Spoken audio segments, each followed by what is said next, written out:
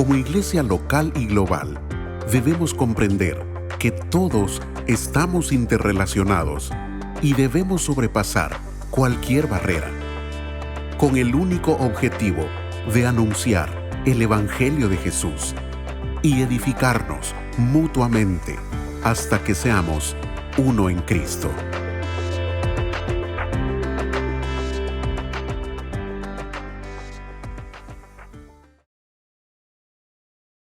Saludos, tengan buenas tardes, sean bienvenidos a este podcast. Seguimos grabando esta nueva temporada del 2023 y les damos la bienvenida a cada uno de ustedes. Recuerden compartir en sus diferentes grupos de conversación y estamos en el podcast de Iglesia Glocal. ¿Por qué le hemos llamado Iglesia Glocal? Porque amamos lo que hace la iglesia a nivel global, pero también la iglesia local. La iglesia yo le llamaría del día a día, de la comunidad pequeña. Y esta tarde me encuentro muy bien acompañado. Quiero aprovechar al máximo el tiempo porque cada vez que tengo la oportunidad de conversar, tener una plática con el pastor, para mí es muy edificante. Así que quiero dar la bienvenida esta tarde al pastor Gerardo Ampié. Pastor, bienvenido. Gracias por darnos este tiempo. Gracias, Matuel, y bueno, un saludo a todos los que están siguiendo la transmisión del podcast. Es una hermosa oportunidad poder compartir con ustedes y esperamos que la plática pues, pueda ser de inspiración para los que nos ven y escuchen. Y algo tiene Dios que hablar a la vida de alguna persona. Así que Dios así obra de formas misteriosas. Sí, pastor, gracias que sí. Quiero empezar por algo que me pasó hoy en un taxi.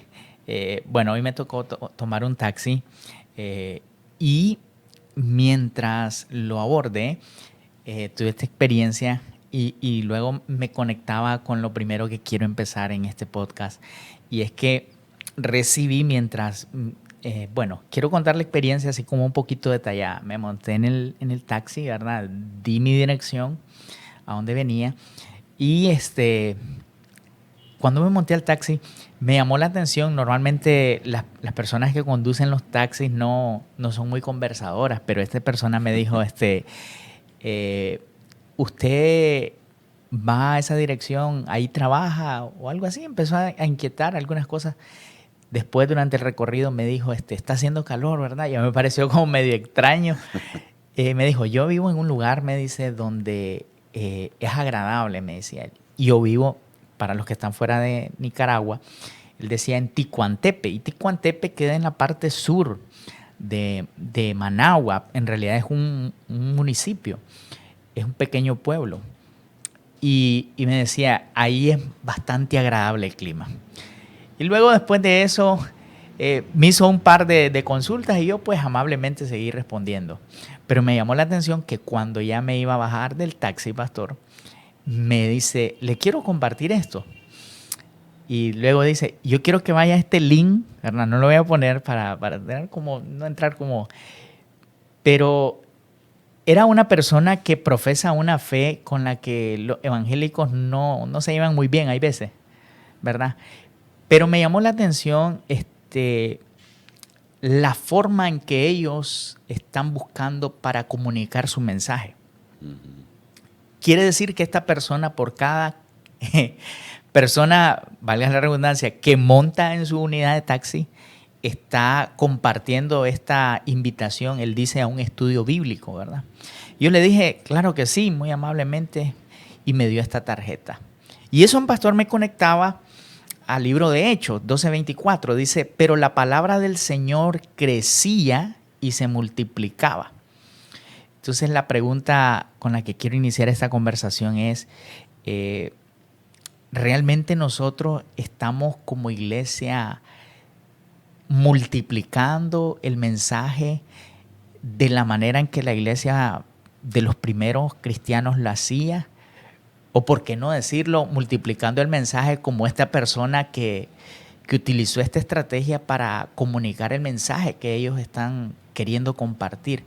¿estamos nosotros como iglesias cristianas realmente siendo bien incisivos en eso? Bueno, puede ser que algunos estén en contra de lo que yo voy a decir o no vayan a estar de acuerdo, pero de acuerdo a la perspectiva que yo veo o como veo las cosas, creo que no. La respuesta sería no. Y es un no en el sentido de que lo estamos haciendo quizás no de la manera que deberíamos. Y que nadie me malinterprete cuando digo que no es que la iglesia no está predicando o no está anunciando el evangelio. Sí. Solo que lo seguimos haciendo de la misma manera. Ujú. Otros movimientos religiosos han detectado o han encontrado formas diferentes de hacerlo. Sí.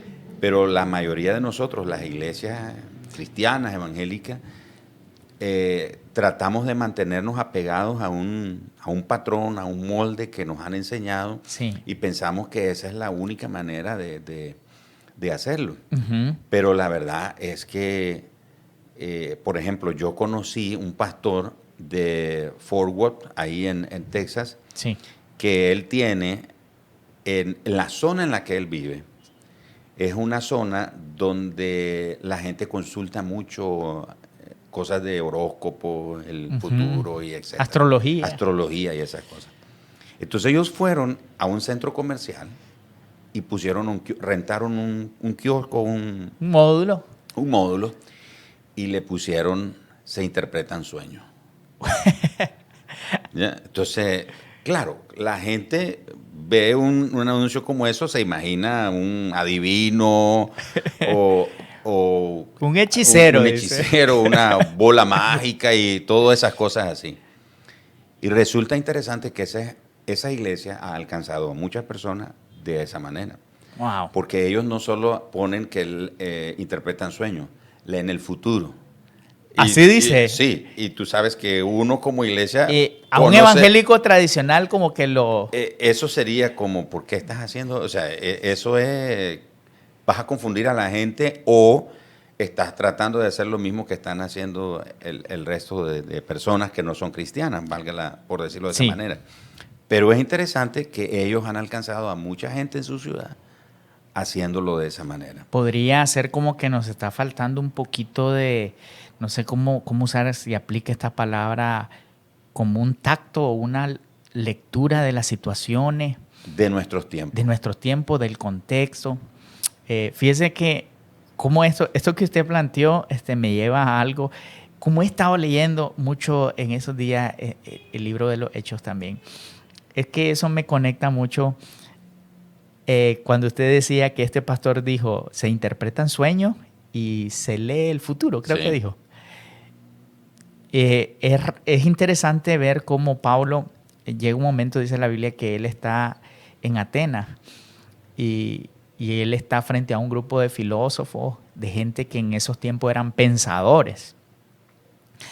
Pero Pablo no empieza a compartir el evangelio hablando de Jesús, sino que dice que para aquellos que han leído, dice que como en un monumento había una inscripción que decía al Dios no conocido. Sí. Pero esa fue, para mí, ese fue el gancho Exactamente. que él utilizó para que esa gente pudiera inquietarse al mensaje que él tenía. Probablemente si Pablo hubiera empezado a decir, miren, Jesús, probablemente no hubiera encontrado esa conexión con ellos. Pero cuando él les dice, ese Dios que ustedes describen, ese Dios no conocido, de ese el que les quiero hablar, dice la Biblia que después la gente prestó atención al mensaje de él. Y eso me hacía esa conexión con eso que usted decía. Sí. Necesitamos encontrar esas formas de conectar con el contexto actual. Sí, porque tenemos que reconocer que los tiempos en los que, por ejemplo, nuestros misioneros Sí. o la gente que trajo el Evangelio, cómo lo hacía o cómo predicaba el Evangelio, ha cambiado. Estaba uno de estos días, precisamente mientras conducía, en el semáforo me detuve y a la par se detuvo un autobús y podía escuchar a un predicador en el bus. y predicaba fuerte, pero el mensaje es un mensaje condenatorio.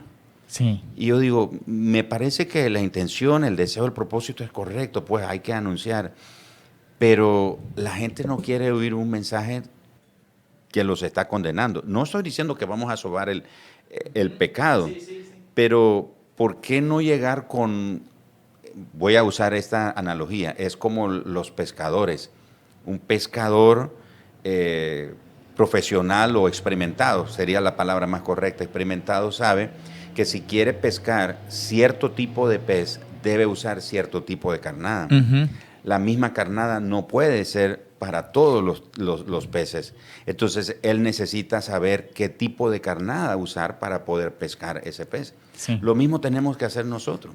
¿Qué carnada podemos usar para pescar, captar la atención de la gente? Uh-huh. Pero si yo comienzo condenando a la gente, o sea, la gente se va a cerrar. La gente dice, no, yo no quiero oír eso. Sí. Pero si encontramos la manera de cómo llegar al corazón de las personas, y el Espíritu Santo está para eso, para guiarnos. Él nos puede guiar también a eso. ahí como que hay pastores que pueden sentir, hay veces cuando, bueno, eso que usted dijo, alguien puede interpretarlo y decir, claro, no quieren hablarle a la gente de su realidad. Exacto. Y quieren diluir la esencia del mensaje y eso. Pero en realidad, cuando uno ve y ve las predicaciones de Jesús, pocas veces Jesús dio un mensaje, o sea, la mujer la van siguiendo, acusándola, pero Jesús no solamente eso, sino que yo pienso que Jesús se contextualizaba de acuerdo al público que él tenía, Uh-huh. ¿verdad? Por ejemplo, cuando llega de noche aquel sumo sacerdote y le llega a hacer consulta, Jesús le habla al mismo nivel de preparación teológica de él, pero de pronto se encuentra gente que está en otra situación, tal vez necesitando una sanidad o algo, y Jesús se contextualizó con Zaqueo. Entonces, yo sí creo que esa es una de las cosas que nos faltan, pues, a nosotros. Pero también, ¿sabe, pastor? Porque yo pienso que tenemos miedo. Hay veces. Tenemos miedo. O sea, a encontrar nuevos métodos, a encontrar nuevas formas. Porque ahí hay una palabra que nosotros a veces hemos usado. Decimos, es que si lo vemos predicando de una manera, decimos, es religioso. Uh-huh. Y si no predica de acuerdo a lo que tenemos como entendimiento, decimos, este es liberal en su predicación. ¿Cómo encontrar ese balance? O sea, pero, bueno, aparte de eso que estás mencionando, te quería hacer una observación. Sí. Precisamente de la predicación de Jesús. Y tú lo mencionaste, Jesús se ubicaba de acuerdo a los oyentes. Y con quien Jesús era duro, uh-huh, era con los religiosos. Y durísimo. Y nunca le dijo a la gente del pueblo, a los que estaban heridos por el pecado, nunca, uh-huh, le dijo hipócrita, ni generación de víbora, ni sepulcro blanqueado. Fuerte. Nunca fue a la gente que recibió una palabra de perdón. No, fue a los religiosos, a los que eran legalistas. Sí. El mensaje de Jesús fue confrontativo, fue directo. Sin embargo, tú mencionaste a Zaqueo. Jesús llega a la ciudad, Zaqueo está queriendo conocer a Jesús. Jesús le dice, bájate, hoy necesito llegar a tu casa. Jesús llega y en ningún momento le dijo a Zaqueo, eres un ladrón, eres un sinvergüenza, eres un ¿cómo sería? Un abusador, uh-huh, uno que está explotando a su pueblo. Jesús nunca le dijo nada. Jesús solo llegó a la casa de Zaqueo y seguramente hablaron de algunas cosas. Y en un momento Zaqueo pide la palabra, interrumpe y delante de todos dice que quiero decirles que si yo le he robado a alguien, se lo voy a devolver. Es más, y si a alguien yo lo he extorsionado, etcétera, le voy a devolver 4 veces más. Voy a darle a los pobres lo que les he quitado, sí, etcétera. Y Jesús dice algo. hoy ha venido la salvación a esta casa. Jesús no entró con un mensaje condenatorio. Sí. La sola presencia de Jesús Ujú. provocó en el corazón de Zaqueo Una transformación. una transformación. Entonces, lo que pasa es que a veces estamos predicando y presentando un evangelio donde la compasión y la misericordia de Jesús, de ese Jesús compasivo, no está presente. O le damos más relevancia al pecado Que a la gracia. que a la gracia y al sacrificio de Cristo. Sí.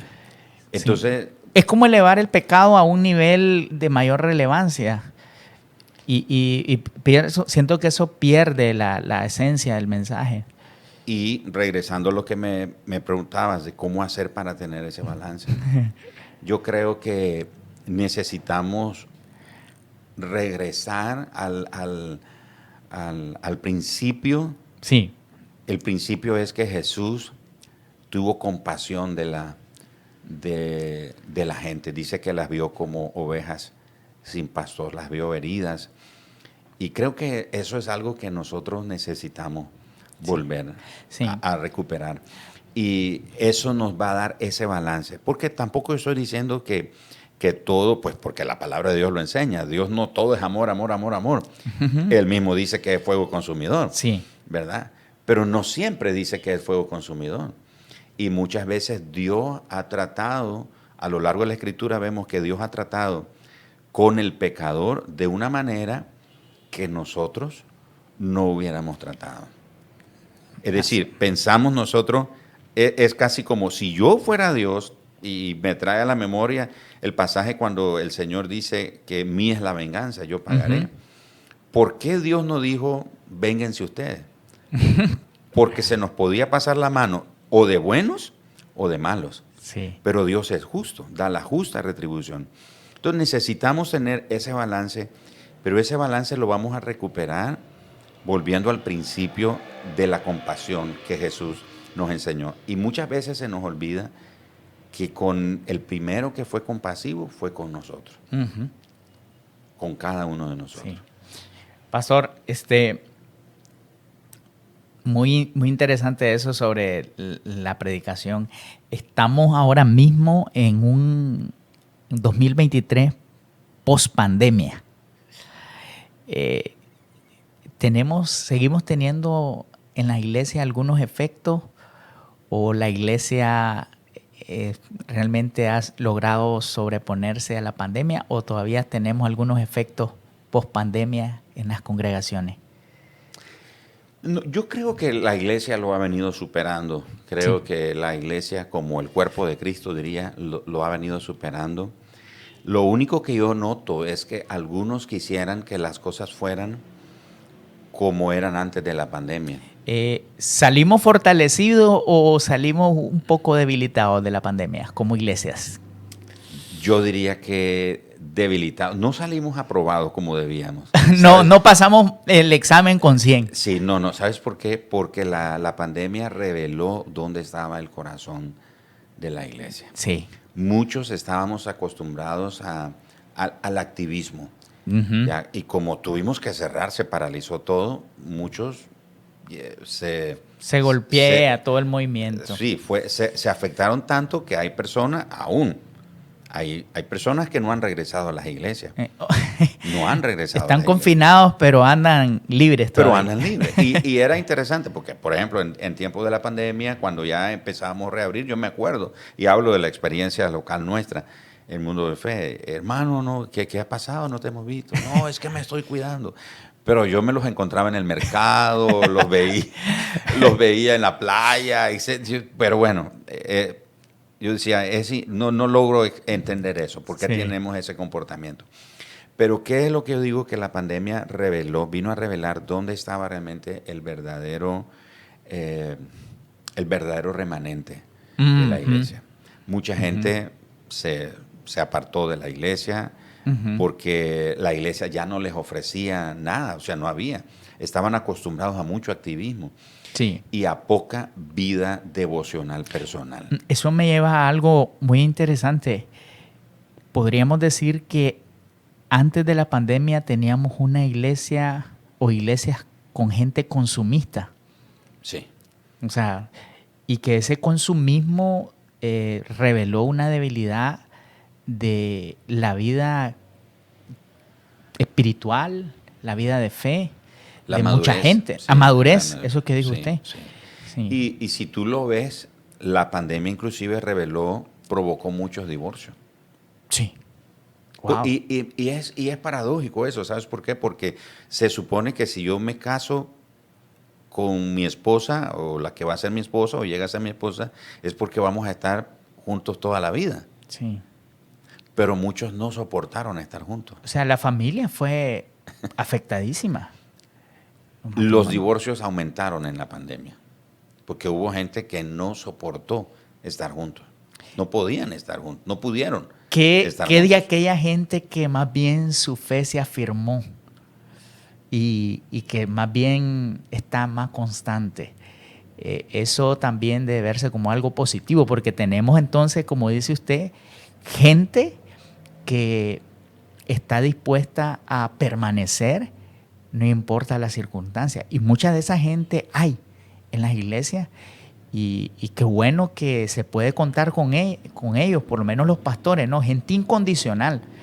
Sí, definitivamente ha habido siempre un remanente. Uh-huh. A veces la palabra remanente se malinterpreta, piensa que un remanente es alguien débil o... Lo que quedó. Lo que quedó La ahí, sobra. la sobra.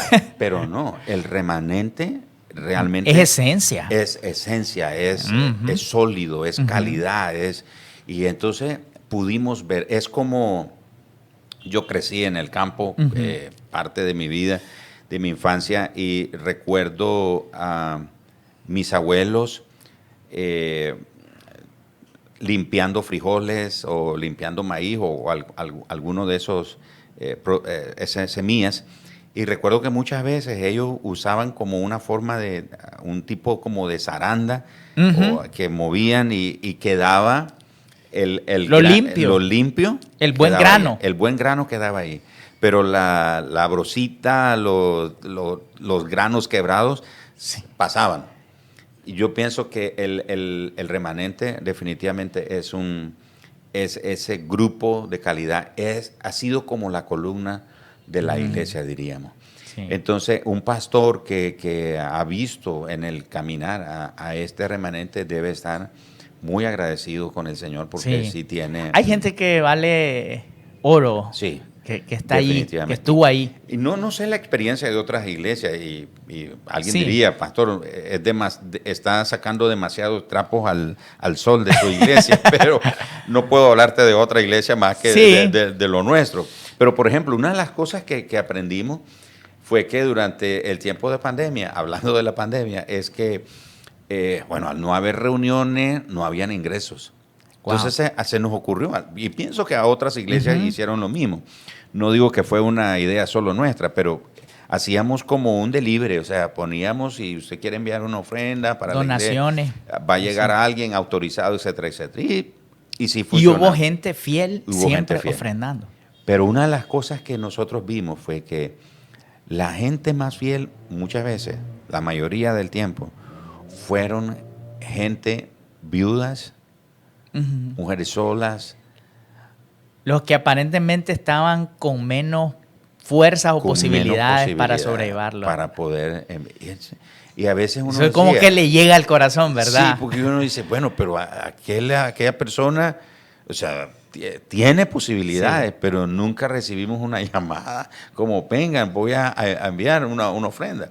Pero muchas veces fueron esas personas. Sí, mi papá contaba una historia en 1988, creo que afectó el huracán Juana en Nicaragua, o fue en el 89. 88. 88. Noviembre del 88. Y entonces mi papá cuenta de que el propio día del huracán, ellos tenían una actividad de bautismo en agua. Y dice, pues obviamente está la lluvia, está el viento terrible, y de pronto él oye que llega alguien a golpearle la puerta. Pum, pum, pum, pum. Está la lluvia, la brisa, aquellos vientos huracanados. Y entonces era insistente y él se fue a ver. Y era un miembro de la iglesia. Entonces él lo primero que pensó, ¿será que les pasó algo? Y entonces dice que llegó este hermano y le dijo, pastor, sí hermano, ¿qué pasa? Es que quería preguntarle si vamos a tener los bautismos. Quiero volverlo a repetir porque pasó como un pequeño ruido por ahí. Él llegó y le dijo, ¿qué pasó, hermano? Pastor, vengo porque quería saber si vamos a tener los bautismos. Y dice que eso lo golpeó fuertemente al ver la determinación de este hermano. En medio de ese huracán y de esa crisis, él estaba pendiente de participar de una actividad de bautismo de la iglesia. Entonces hay gente que llega a amar a Dios con una fidelidad y con una fe que es impresionante. Ahora, tenemos entonces una generación de gente que le falta fundamento, le falta esencia.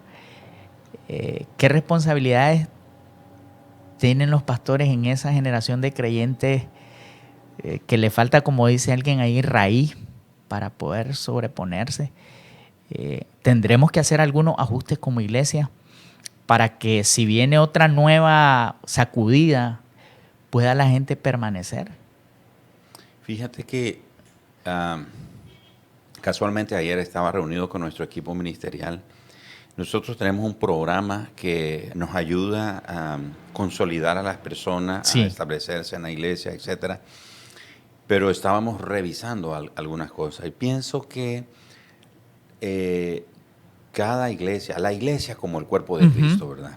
No voy a decir mi iglesia o tal iglesia. La iglesia como el cuerpo de Cristo, necesitamos revisar nuestros programas o las estrategias que Dios mismo en algún momento nos dio, pero que en el camino nosotros le hemos venido poniendo algunos ingredientes que son ideas nuestras, pero no son la idea de Dios o la idea original.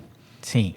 ¿Por qué digo eso? Porque muchas veces nuestros programas, especialmente los programas de consolidación, a veces tienden a... El objetivo es obtener una persona más para la iglesia. Es decir, estoy garantizándome un miembro, un congregante más. Pero se nos olvida que lo que hemos sido llamados a hacer es discípulos, seguidores de Jesús. El discipulado va a funcionar si el fin del discipulado es la transformación de la gente. ¿Podría repetir eso nuevamente? Porque fue muy bueno, pero muy rápido. El discipulado va a funcionar si el resultado de ese discipulado es transformación de las personas.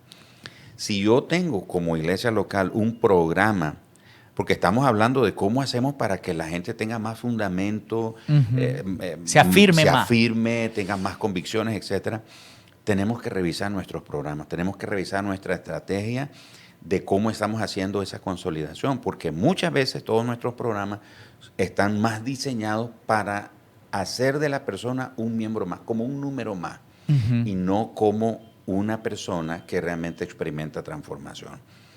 Ahora, en nuestros programas puede ser que obtenemos un cambio en la práctica de las personas, en su estilo de vida. Pero no uno de fondo. Pero no de fondo. Entonces la gente puede dejar de hacer un hábito o dejar de practicar un hábito o una práctica, valga la redundancia, pero no necesariamente fue transformada. Sí. Entonces el discipulado tiene que ser la transformación, el propósito del discipulado tiene que ser la transformación. Y si como iglesia local, cada congregación nos tomamos en serio esa tarea de revisar qué es lo que estamos haciendo. Me encanta la parábola de la cena, cuando Jesús cuenta esa parábola, el hombre del banquete de la cena le dice a sus discípulos, vayan por todos lados, porque hay lugar en mi casa para que se llene todavía. Sí. Hay mucho espacio. A veces pensamos en la casa de manera solo local, en nuestra iglesia, en nuestra congregación, pero tenemos que pensar en forma global en el cuerpo de Cristo, en la iglesia del Señor. Entonces, tenemos que revisar nuestros programas, nuestras estrategias, qué es lo que está, nuestro discipulado. A veces la gente aprende cómo ser miembro de la iglesia, pero no discípulo de Jesús. Sí. Pastor, esto me lleva a algo que yo tenía aquí. Si pudiéramos poner dos fotografías. Primero, en esta mano, la iglesia contemporánea. Y en esta mano, la iglesia primitiva. ¿Qué cosas nos están faltando para nosotros, ¿verdad? La iglesia primitiva es el modelo de iglesia a seguir. Exacto. O sea, había manifestaciones del Espíritu Santo, habían sanidades, la gente se convertía, pueblos enteros se convertían al Evangelio. ¿Qué cosas nos están faltando contra ellos? Contra esa iglesia del libro de Hechos, que tuvieron persecuciones, pero en la persecución se multiplicaron. Nosotros tuvimos pandemia y en la pandemia nos reducimos. Nos redujimos, sí. Y hay si ponemos ese check de cosas contra cosas, o sea, salimos bastante bajo, ¿verdad? ¿Qué nos está faltando de esa vida de esa iglesia contra la iglesia contemporánea? Yo diría, y sin pretender que mi respuesta es tiene todo. Sí, o que es, como te digo, es la autoridad, la respuesta. No. Pero porque pueden haber otros elementos, otros factores. Pero pienso que el principal factor que nos está haciendo falta es el Espíritu Santo. Y no es que no creamos en el Espíritu Santo, no es que no hablemos del Espíritu Santo, es que realmente no le estamos dando al Espíritu Santo esa libertad. A veces confundimos la palabra libertad al Espíritu en una reunión, en un servicio, y vamos a darle libertad al Espíritu, pero en la guianza, en la instrucción, en la formación de la iglesia, en la vida diaria, en la vida práctica diaria, creo que eso es algo que nos está haciendo mucha falta, que era lo que la iglesia primitiva tenía. Y todo era el resultado del Espíritu. La palabra crecía, los discípulos crecían, la iglesia crecía, eran perseguidos y la iglesia se multiplicaba. Es decir, era sorprendente la forma en la que la iglesia creció en ese tiempo. Y que conste que ellos están en un contexto desfavorable contra la cantidad de recursos tecnológicos y de comunicación que estamos nosotros. Nosotros hoy tenemos tantos recursos a nuestro alcance. Estaba leyendo, creo que fue hace como un mes, leí un dato que me estremeció. Dice que se estima que somos alrededor de 6.000 o 7.000 millones de habitantes sobre la Tierra. Sí. Y según ese dato que leí de un pastor, él, resumiendo un estudio que ellos hicieron, él cuenta que posiblemente nosotros, a nivel mundial, la iglesia, el cuerpo de Cristo, apenas somos como el 6%. Uf. Y entonces cuando estaba leyendo eso, él escribe para los pastores, y él dice, ¿de qué te enorgullece? O sea, ¿de qué estás satisfecho? ¿De qué te sientes contento? Cuando somos un grupo minoría. No somos una mayoría. Sí. Por ejemplo, yo he oído aquí a muchos decir que en nuestro país, por ejemplo, somos el 40%. Y ok, somos el 40%, pero se ha reducido la violencia, se ha reducido... Sí, se ve en la práctica ese resultado. Entonces, tenemos congregantes, tenemos mucha gente llegando a nuestras congregaciones, tenemos muchos números, pero muy poca transformación. Ese mismo pastor dice, se estima que el 50% de los congregantes que llegan a las iglesias no son salvos todavía. Sí, eso me hace no han nacido de nuevo todavía. Eso es muy, muy, muy interesante, porque si realmente tuviéramos un porcentaje transformado. Voy a buscar ese dato y te lo voy a compartir, porque te puede ser útil en esta entrevista. Si tuviéramos realmente un dato o sea, un número de gente transformada, sería significativa la transformación, no solamente individual, sino en la sociedad. Y ese es lo que... O sea, yo pienso que tenemos un tiempo de muchas multitudes, pero de poca transformación. Eso me está pegando muy fuerte, eso que dijo usted. Hace varios años visitó el país el pastor Bill Hybels de la iglesia Willow Creek, y me acuerdo que nos invitaron a un almuerzo, una comida, una reunión con él, y en la comida y en la plática el pastor preguntó ¿cómo está la iglesia en Nicaragua? Y estábamos todos ahí, los que estábamos invitados, y tenemos tantos, y tenemos iglesias de tantos miles, y todos dando nuestras cifras. Su mejor versión. Sí. Y nunca se me olvida que el pastor Bill hizo una pregunta. Y él dijo, entonces, wow, dice él, y alguien volvió a sacar a colación, somos el 40% de Nicaragua, de la población que somos cristianos. Y él dijo, wow, hermano, el 40%. Quiere decir que se ha reducido la corrupción, se ha reducido la violencia en las familias, los divorcios, y comenzó a decir unas cosas. Y a medida que él iba haciendo esa pregunta, y entonces todos como que... No cuadra algo. O sea, en comparación a las cantidades, las cifras que dicen que somos, versus a la influencia, el cambio que debe estar ocurriendo en la sociedad, algo dice que no está funcionando. Sí. Entonces tenemos muchos congregantes, pero no todos están experimentando una transformación. Sí. Y por supuesto, no son los programas los que van a cambiar a la gente, no son las estrategias las que van a transformar a la gente, pero es el Espíritu Santo definitivamente el que hace eso. Pero tenemos que ponernos en las manos del Señor. Le conté a tu papá el año pasado, estaba conversando con él a finales del año, le conté que yo me encontré con un recurso que me di a la tarea de estudiarlo y que fue como un espejo para mi vida, el ministerio, la iglesia, etcétera, porque habla de la necesidad de recuperar, es una palabra de 3 letras que se llama eso. Eso. Eso. ¿Y qué es eso? Que la iglesia primitiva tenía. Eso. Eso es algo que no se puede definir, pero es algo que se puede ver. La iglesia primitiva tenía eso, que las multitudes, o sea, eran por multitudes las que se tenían convertían. recursos. Había provisión, había generosidad, había pasión, había una entrega, cosas que nos hacen falta. Entonces, con este material que yo me encontré, la pregunta es, ¿qué ha pasado contigo? Y fue para mí como que, ¿qué ha pasado conmigo? ¿He perdido eso? Eso. Y Matuel, yo tengo que admitir, y lo admito aquí delante de los que nos están viendo, que yo personalmente siento que he perdido eso.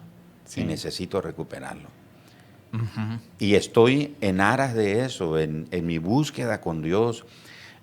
Por favor, no me malinterpreten, no estoy diciendo que estoy en pecado, en pecado y cosas por el estilo. No, estoy diciendo de que me descubrí haciendo la iglesia de manera mecánica. Ya sé cómo hacerlo. Me volví un experto de la iglesia, me volví un profesional de la iglesia, pero le hace falta eso. Y yo creo que mucho, ese es un riesgo que corre todo pastor. Todos corremos ese riesgo al saber cómo funciona el querer nosotros manejarnos de esa manera. Yo creo que no hay nadie que no le haya pasado eso. Pastor, hay un mover siempre de parte del Espíritu Santo que trae esos renuevos para la iglesia. También hay cosas o moveres o movimientos que en algún momento, pienso yo, se llevan a un punto de abusar de algunas cosas. Por ejemplo, antes, yo creo que ese episodio cerró antes de la pandemia. lo que se le llamaba mucho, ¿no? La gente estaba hablando de la doctrina de la prosperidad. Había mucho, la gente lo había dicho así en broma, la apostolitis. Todo el mundo quería ser apóstol. Pero como que eso, la pandemia pone un parteaguas, ¿no? Y todo eso, ¡pum!, es como un hasta aquí. ¿Qué cree usted que en este momento pueda surgir como algo del espíritu? No quiero decir que eso que pasó antes no fue del espíritu, sino que como todo aquello que se lleva al extremo y se distorsiona, pierde su esencia, al final termina como en una caducidad, ¿no? Por ejemplo, el movimiento neopentecostal, llegó un tiempo en donde ¡fum!, podría decirse, se cerró ese ciclo. Y son temporadas que Dios creo que utiliza para removernos. No sé si en unos años hablaremos y vino una pandemia y eso trajo, o qué sé yo, un despertar o algo. ¿Qué usted percibe de que puede ser algo que el Señor está removiendo para la iglesia en este tiempo? Que usted dice, yo pienso que puede haber este mover de algo. No sé, ¿qué lectura tiene sobre eso? Fíjate que lo que yo leo, porque sí me he hecho esa pregunta, Sí. ¿qué sigue, Señor? ¿Qué es la continuidad de esto? O sea, no permitiste que pasara esto solo por permitirlo. Tienes algo detrás de todo esto. Hay un parteaguas bien marcado ahí. Uh-huh. Y una de las cosas que yo he percibido, y de nuevo, no digo que es la última. La verdad absoluta. Sí, la verdad absoluta. Es solo como su percepción. Exacto. Creo que es un llamado de Dios a su iglesia a volverse a Él. Mm. Es interesante porque la iglesia de Éfeso, que generalmente nosotros usamos Apocalipsis 3:20 para aplicarlo a los inconversos, a los que no tienen una relación con Dios. Venga, el Señor te está llamando, está a las puertas. Pero si uno lee bien esas cartas, se da cuenta que ese es un mensaje a la iglesia. El mensaje de las iglesias de Apocalipsis, yo creo que el Señor está trayéndolo en este tiempo para un llamado a su iglesia a volvernos a Él. Y en ese punto me he encontrado, Matuel, que yo necesito el evangelio que predico para otras personas, lo necesito en mi vida. ¿Qué significa eso? Que muchas veces nosotros nos perdemos de vista el hecho de que el evangelio lo necesitamos no solo para venir a Cristo, necesito el evangelio para mi santificación, para mi crecimiento, para mi desarrollo. Y a veces, y hablo de mi posición como pastor a veces puedo pensar o creer de que como yo ya soy pastor, ya alcancé un nivel y... Ya me encontré con el evangelio. Sí, y ahora yo le puedo decir a la gente lo que tiene que hacer. Pero resulta, ¿por qué no veo cambios en la vida de la gente? Porque el evangelio todavía no ha terminado de hacer cambios en mi vida y yo no me he dado cuenta que necesito volverme al evangelio. O dejé de predicármelo a mí mismo. Exacto. Exactamente, lo dejé de predicar. Es como yo ya soy pastor, yo no necesito el evangelio, lo necesitan aquellas personas. Y muchos cristianos en la iglesia alrededor del mundo hemos caído en esa situación. Es como, ya estoy en la iglesia y yo pues, sí, está bien. Yo no soy salvo. Ya soy salvo, no necesito el evangelio, no necesito que el evangelio me confronte. Exponerme a él. Que me exponga. No, ya soy cristiano, ya soy salvo, me voy al cielo, etcétera, etcétera. Pero se nos olvida que nosotros, mientras estemos aquí en esta tierra, en este peregrinaje, necesitamos ese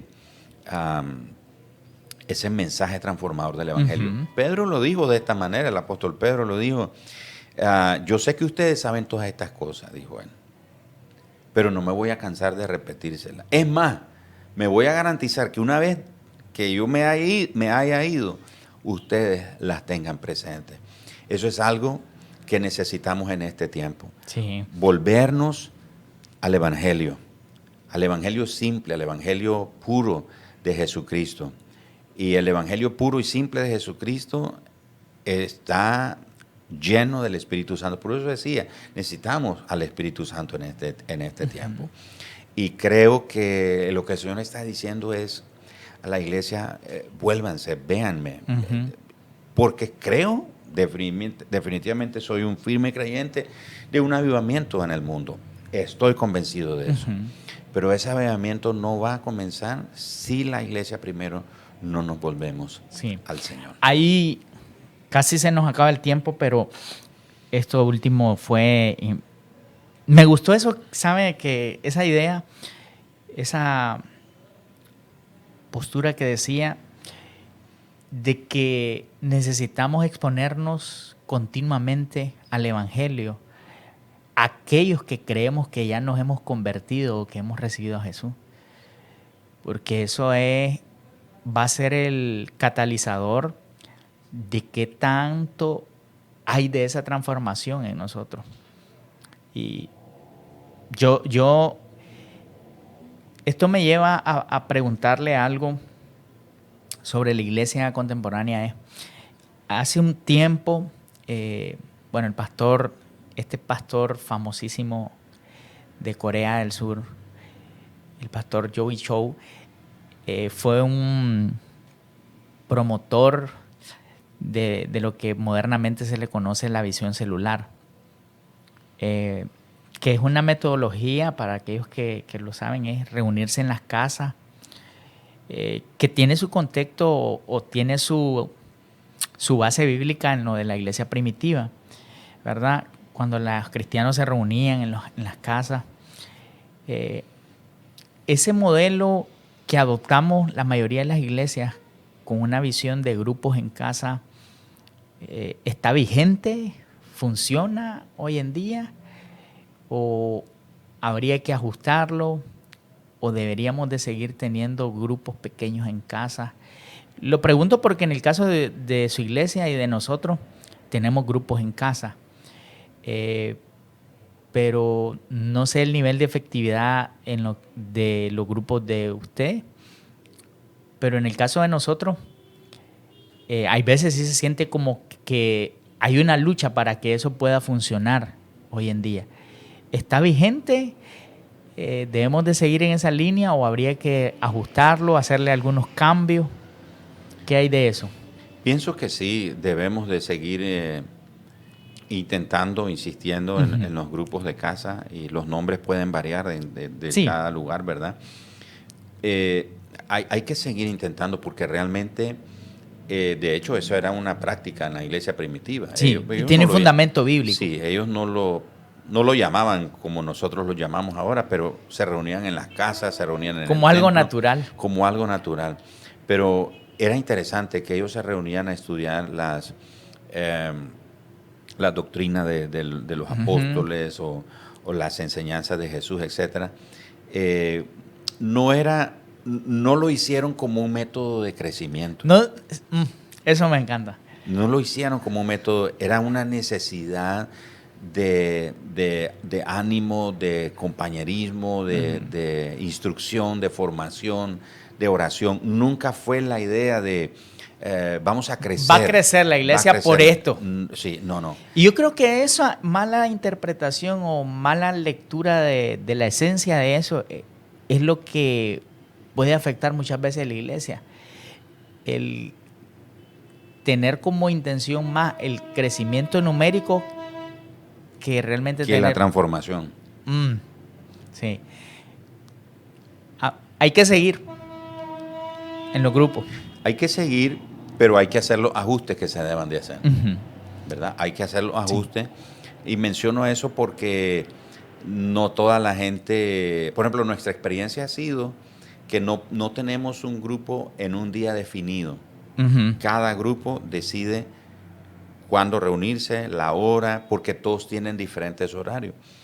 Entonces, pero a veces queremos meterlo como en un molde, que si es así, va a funcionar, si no, no. Sí. Creo que una de las cosas que hay que revisar es dejar que la gente realmente encuentre naturalidad, de manera natural, una manera simple, no tan elaborada en el sentido de que si no se cumple este patrón, entonces no va a funcionar. No estoy diciendo que debe de hacerse a la loca, ¿verdad? Debe ser planeado, programado, pero con la mentalidad de dejar esa naturalidad a la vida del grupo. Pastor, el tiempo, súper corto. Quiero cerrar con esto último. Una pregunta un poco más, puede ser compleja, pero ¿usted considera, o más bien, cuál es su entender sobre lo profético? Hay veces, lo menciono eso porque también es como de las cosas que se ponen, hay veces de moda, ¿verdad? Y de pronto alguien, pero en realidad yo lo leo en la Biblia y me doy cuenta de que, por lo menos en la iglesia primitiva, había gente que el Señor la usaba, el Espíritu Santo, con dones proféticos. ¿Cree en lo profético como un mover o parte de la iglesia? ¿O cuál es su entender sobre eso? Creo en lo profético como un mover, como parte de la esencia de la iglesia, no cabe duda, yo lo he visto, pero sin perder de vista el principio bíblico que lo principal de la profecía es la edificación, la consolación y la exhortación. Sí, la esencia o por lo menos el mensaje debe estar contenido dentro de eso. Exacto. ¿Puede repetir esas cosas que usted las dijo? Sí, el apóstol Pablo dice que la profecía, los dones, etcétera, todo es para edificar la iglesia, para consolar a la iglesia, para exhortar a la iglesia. Ese debe ser el propósito.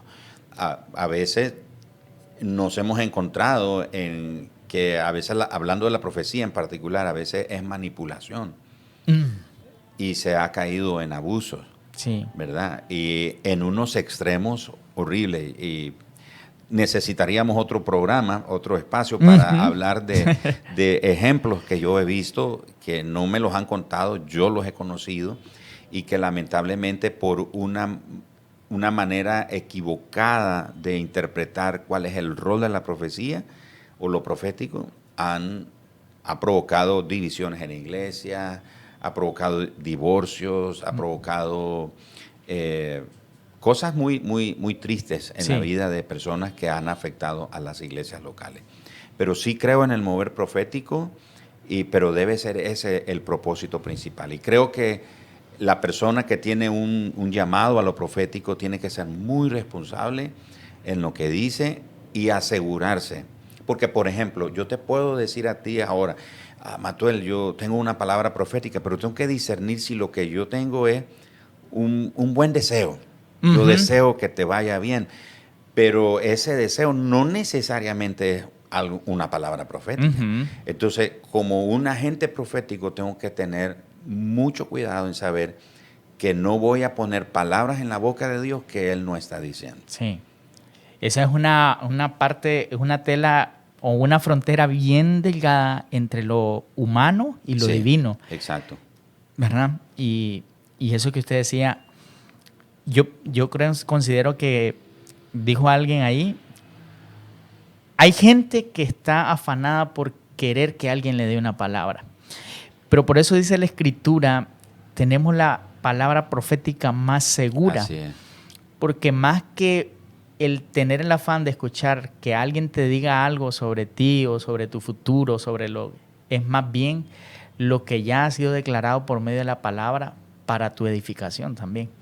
Entonces, pastor, el tiempo se nos ha agotado, con lástima de quererlo tener más tiempo, pero he disfrutado mucho esta conversación. Le agradezco, pastor.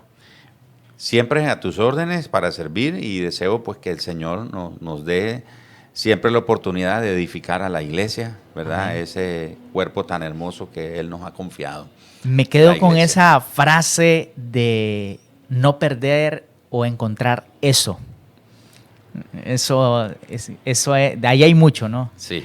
Gracias. Es una pequeña palabra, pero tiene mucho. Me la quedo. 3 letras dijo, eso. Sí. Encontrar eso. Y eso, para mí, definitivamente, sin duda, es el Espíritu Santo. Esa conexión a eso. Así que...